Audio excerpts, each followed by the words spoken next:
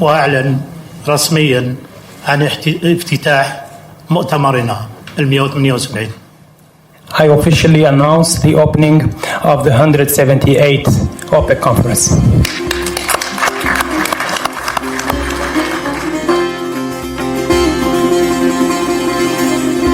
O ministro de Energia da Argélia, Mohamed Arkabi, anunciou a abertura da reunião extraordinária da Organização dos Países Exportadores de Petróleo, a OPEP, na última quinta-feira na Áustria, quase nenhum dos presentes imaginava que ali começaria o que está sendo chamado de guerra do preço do barril de petróleo. No fronte de batalha estão a Arábia Saudita e a Rússia, dois dos mais relevantes produtores mundiais de óleo e gás. De um lado, os sauditas, que foram para a reunião da OPEP negociar um freio na produção, já que a economia de todo mundo está impactada pela disseminação do coronavírus. Do outro, os russos, que também foram para o encontro, mas não toparam o plano. Foi a maior queda no preço do barril do petróleo desde a Guerra do Golfo, em 1991. Chegou a cair mais de 30%. Os árabes, então, dobraram a aposta. Em vez de reduzir, anunciaram um aumento na produção. Os russos seguiram na mesma direção. O mundo e o Brasil entraram em alerta. The coronavirus crisis expands and is exacerbated by an oil price war sparked between Saudi Arabia and Russia. O índice Bovespa, que é o principal índice da Bolsa de Valores aqui de São Paulo, fechou nesta segunda-feira com queda de 12,17% a 86.067 pontos. Essa é a maior queda percentual desde o dia 10 de setembro de 1998, causada pela moratória da Rússia. Mas se não falta petróleo e o preço da commodity está baixo, por que o mundo entrou em pânico? Qual é o papel dos Estados Unidos nessa disputa? Como a crise afeta o Brasil e o que o país pode fazer para amenizar o impacto da crise, caso ela se estenda por um período maior? Esses são os temas do Ao Ponto desta terça-feira. Eu sou Carolina Moran, estou com Roberto Maltic e nesse episódio a gente conversa com a professora Fernanda Delgado, coordenadora de pesquisas da FGV Energia, e com a editora de economia do Globo, Luciana Rodrigues. Fique com a gente.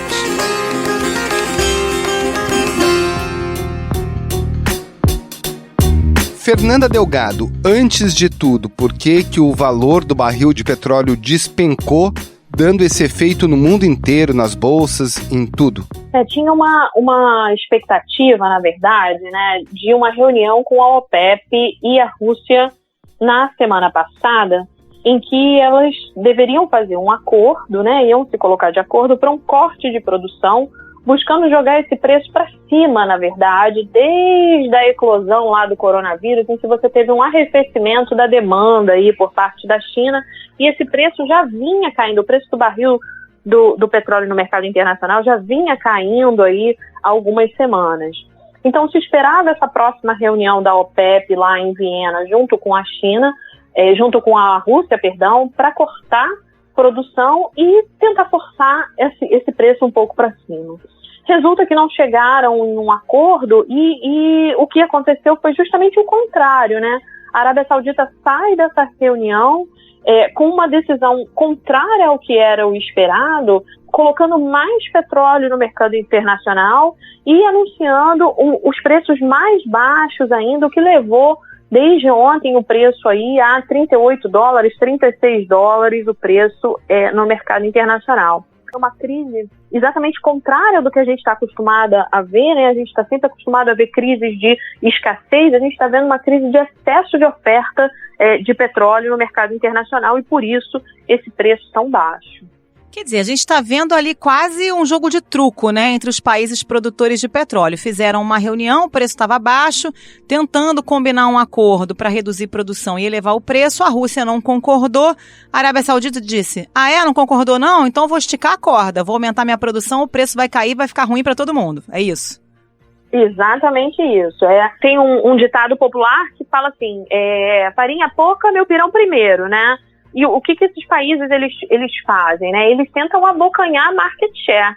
Eles tentam, com um preço baixo, abocanhar o market share do outro numa corrida predatória mesmo, um pelo mercado do outro. Então, antes eles tinham uma participação como aliados, eles agora passam a trabalhar como inimigos de uma forma bem predatória. O susto, né, que o mundo passava e que esses mercados passavam e a estratégia que se pensava era que a China, de uma forma ou outra, conseguiu controlar ali a eclosão do vírus e você já tem uma diminuição desses casos que estão acontecendo. Mas isso se espraia para a Itália e você já tem uma quantidade grande de pessoas já colocadas em quarentena. Na Itália, onde o número de mortos chegou a 463, o governo restringiu drasticamente a circulação de todos os 60 milhões de habitantes. Então, o que se imagina é, será que a Itália, será que a Europa vai conseguir fazer esse mesmo controle como a China fez?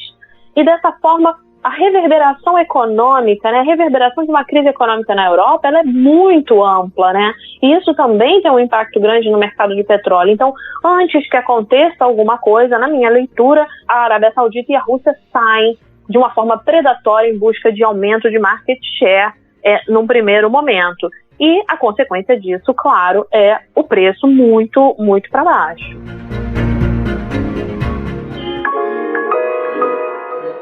Dá pra gente tentar imaginar por quanto tempo essa queda de braço pode durar? Porque a Arábia Saudita, por exemplo, é uma economia baseada no petróleo, né? Por quanto tempo vai resistir com esse preço tão baixo? Todas as economias da OPEP são extremamente alavancadas no petróleo, elas têm suas pautas comerciais aí, dependendo 80%, algumas até 90% alavancadas em cima da exportação de petróleo, e a Rússia também, né? Tem uma notícia hoje dizendo que a Rússia consegue segurar esse preço em torno de $30 por 10 anos, mas isso deteriora muito o tecido social interno, né, e o tecido econômico de dentro de um país. Eu acho muito temerário você segurar isso dessa forma durante muito tempo, você provoca muitos desgastes econômicos sociais dentro de um país. Espero que haja um novo acordo e que voltem atrás nessas decisões. Um preço muito baixo, ele não é favorável para nenhuma economia. Para economias exportadoras, ele não é interessante, né, por causa dessa geração de caixa que se faz. Até para nós aqui no Brasil, né, nós já exportamos 700 mil barris por dia, 800 mil barris por dia. Então, essa entrada de divisas estrangeiras, ela cai bastante quando você está falando aí em menos $10, menos $20, se você for pensar na diferença de qualidade físico-química do barril do petróleo, do Brent, em relação às correntes brasileiras. Então você tem uma queda de divisa estrangeira entrando nesses países. Por outro lado também, o preço do barril muito barato, você inviabiliza outras formas alternativas menos alavancadas em cima do petróleo. Então você tem menos espaço para os energéticos alternativos, você tem menos espaço para os renováveis, porque esse petróleo passa a ser muito barato, esse gás natural passa a ser muito barato de uma forma geral. E a gente já tem muitos investimentos e muito desenvolvimento tecnológico em cima de novas fontes energéticas, né? Então, novamente, o preço muito barato, ele não é bom para nenhuma esfera econômica e ele não é interessante para uma série de países aí nesse sentido. O boom de gás e petróleo de xisto, tecnicamente conhecido como petróleo de folhelho, provocou uma verdadeira revolução nos Estados Unidos. O país vai se tornar o principal exportador até 2021, ultrapassando a Arábia Saudita nos mercados mundiais. Fernando, até que ponto que a Rússia não está tentando se contrapor aos Estados Unidos, que tem um preço muito baixo do seu tipo de gás não convencional? Na verdade, a Rússia se contrapõe a todo mundo, né? A qualquer um que tenha uma posição nesse mercado. O que ela busca é abocanhar uma parcela maior de market share. E a posição dos Estados Unidos aí é se equilibrar nesse patamar novo de um mercado com um preço muito baixo do que acontecia até agora.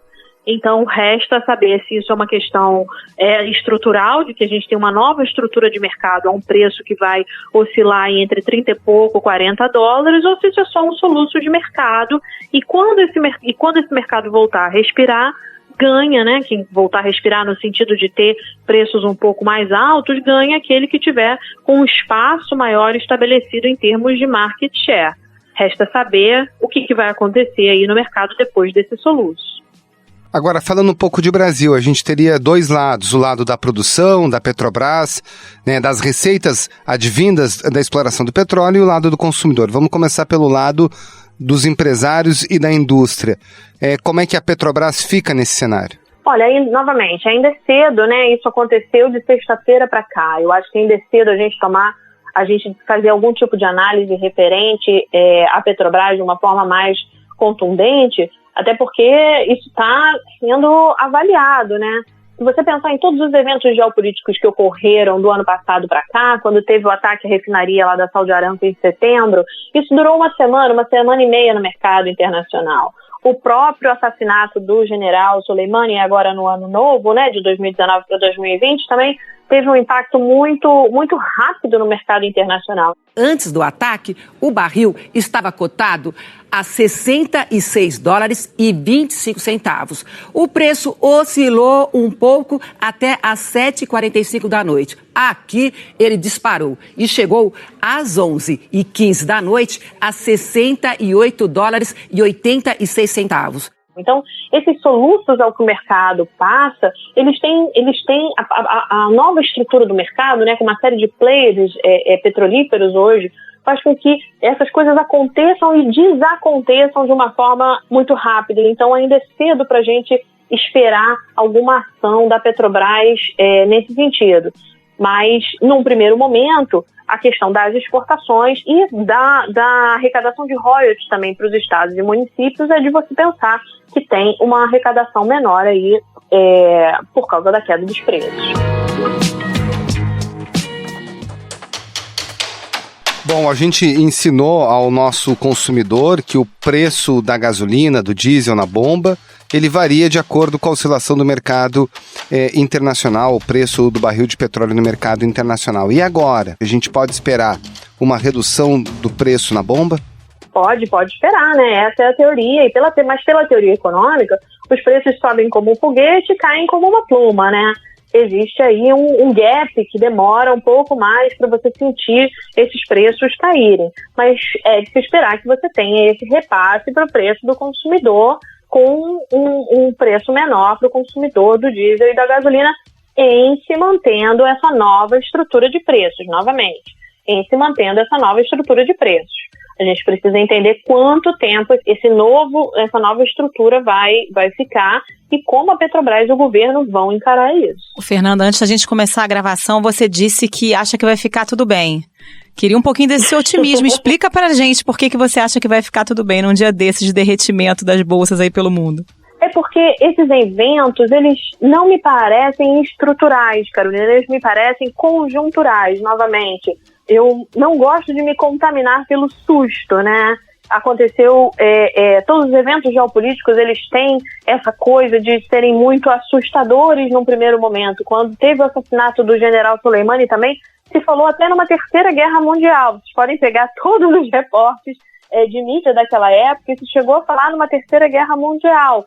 E nada disso aconteceu. Por quê? Porque você tem polos de poder muito espraiados hoje pelo mundo.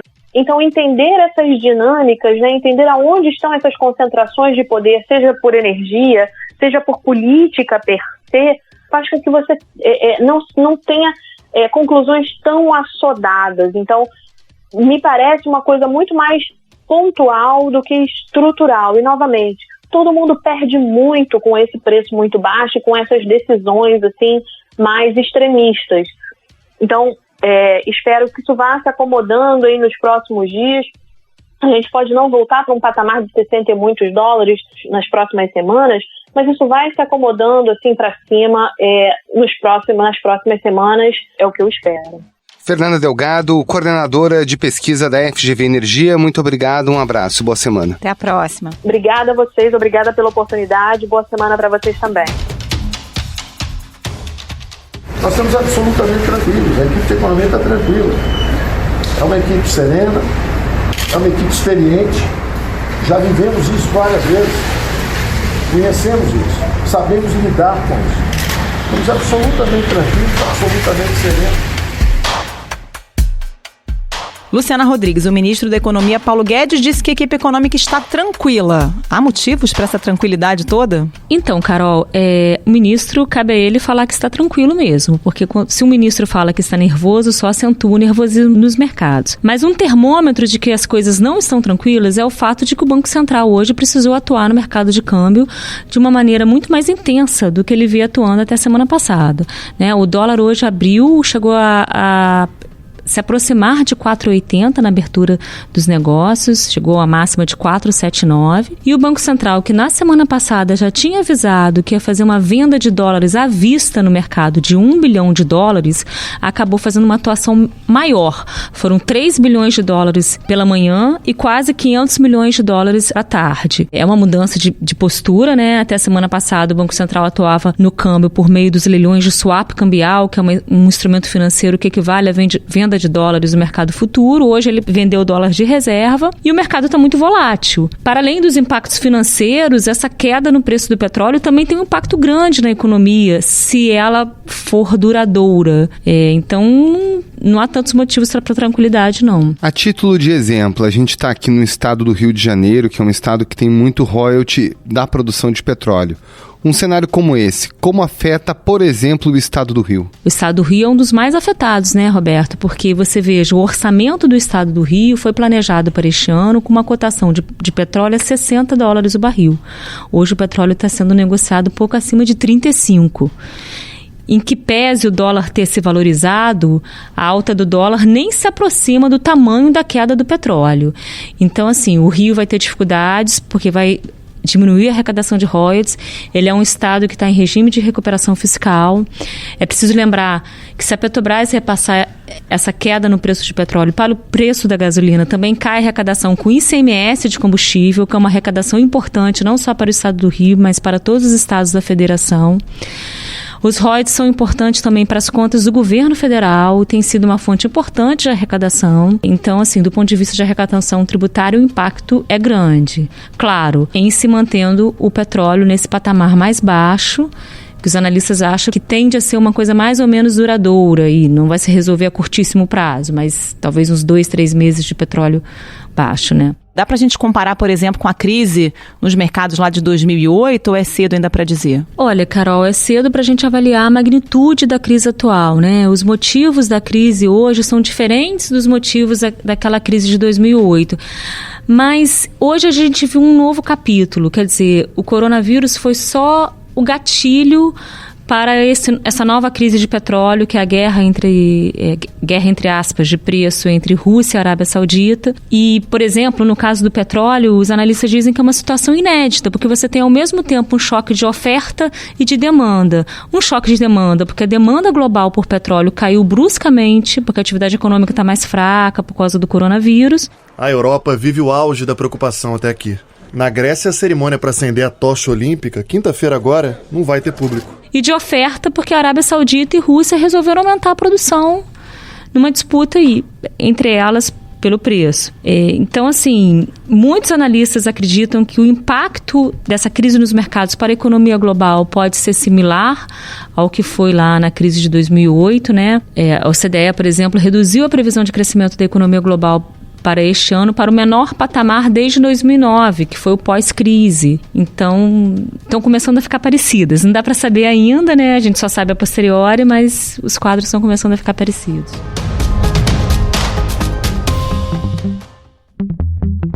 Agora, voltando ao ministro Paulo Guedes, nessa fala que ele fala em serenidade da equipe econômica, muito preparada, muito experiente, ele ao mesmo tempo faz aquela sinalização que o Brasil tem que avançar nas reformas justamente para se contrapor a esse cenário adverso mundial. Vamos aprovar a autonomia do Banco Central, vamos aprovar o saneamento, vamos mandar essa semana ainda a reforma administrativa, assim que o presidente chegar lá de fora. Vamos trabalhar, vamos transformar essa crise em crescimento, vamos transformar essa crise em geração de empregos. Agora, o próprio governo não tem ajudado muito a estimular a aprovação dessas reformas, então realmente essa perspectiva de porta de saída para a crise no Brasil, ela por enquanto não está muito clara, né? Ela não está muito clara e os analistas são unânimes em afirmar que a única maneira de você conseguir se blindar um pouco dessa crise, dar um gás à atividade econômica é realmente avançando com as reformas, né? Havia uma expectativa que pós-reforma da Previdência, o governo e o Congresso iriam conseguir avançar em outros temas importantes, como a reforma tributária, a reforma administrativa, só que essa pauta não andou. Esse é um ano de eleições municipais, então a gente sabe que só tem até junho, né? Segundo semestre são as 15 semanas, né? As 15 semanas. Agora, Luciana, se a gente comparar o Brasil de 2008 com o Brasil de hoje, a gente está mais ou menos bem preparado para enfrentar uma crise? E o clima mundial também mudou de 2008 para cá? Então, Carol, eu te diria que do ponto de vista das estatísticas, a gente não está tão bem quanto em 2008. É só você pensar que a gente teve 2 anos de recessão, seguidos por 3 anos de crescimento muito baixo, pouco acima de 1%, que está o crescimento desde 2017, né? 2017, 18, 19 foram taxas pouco acima de 1%. Além disso, em 2008, quando a crise se aprofundou e se aprofundou de uma maneira muito mais severa do que a gente está vendo a crise atual, várias empresas quebraram, foi uma situação muito caótica, houve um movimento de coordenação global. Vários países fizeram atuações conjuntas, tanto no mercado de câmbio, né, injetando dinheiro na economia, como com estímulos fiscais. Os grandes emergentes voltaram a fazer ações coordenadas. Então, agora não tem um cenário muito parecido com aquele, né? Não tem um cenário muito parecido com aquele, até por conta do perfil do político aí dos novos líderes, né? Você vê os Estados Unidos sob Trump, ele é muito mais isolacionista do que aquela época era os Estados Unidos e os líderes globais. Então, a gente não tem visto nessa crise nenhum tipo de ação coordenada. E do ponto de vista das ferramentas para reação, a gente já está com juro baixo e tem pouco espaço para investimento público, né? Com certeza. As contas públicas estão em déficit, então não tem espaço para estímulo fiscal. Como que um governo pode, entre aspas, lidar com uma crise, ativar a economia? Ou com estímulo fiscal ou com corte de juros. A gente está com juros muito baixos, a expectativa de que o Banco Central vai reduzir novamente a taxa, mas ela já está muito baixa. E, assim, a esperada retomada da confiança do investidor privado ainda não aconteceu, né? A gente fez uma reportagem no domingo no Globo mostrando que empresários, consultores ainda estão muito reticentes a voltar a investir no Brasil. E com essa alta do dólar, o cenário se complica, porque cria uma instabilidade, né? Poderia se imaginar, poxa, o dólar subiu, então o Brasil está barato, vai atrair investidor.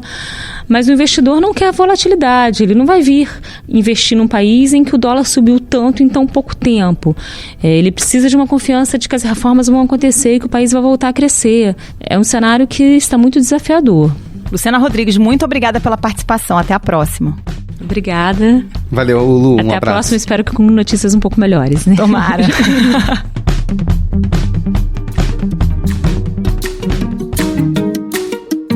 Esse foi o Ponto de hoje, o podcast diário da redação do Globo. Nessa conversa a gente conta com a participação de toda a equipe do jornal, as mesmas pessoas que levam até você informação e análise de qualidade todos os dias. Quer saber mais? Assine o Globo. Acesse assineoglobo.com.br e confira todas as notícias e reportagens especiais. A captação do áudio é do Maurício Belli e a edição é do João Guilherme Lacerda. Tchau. Até mais.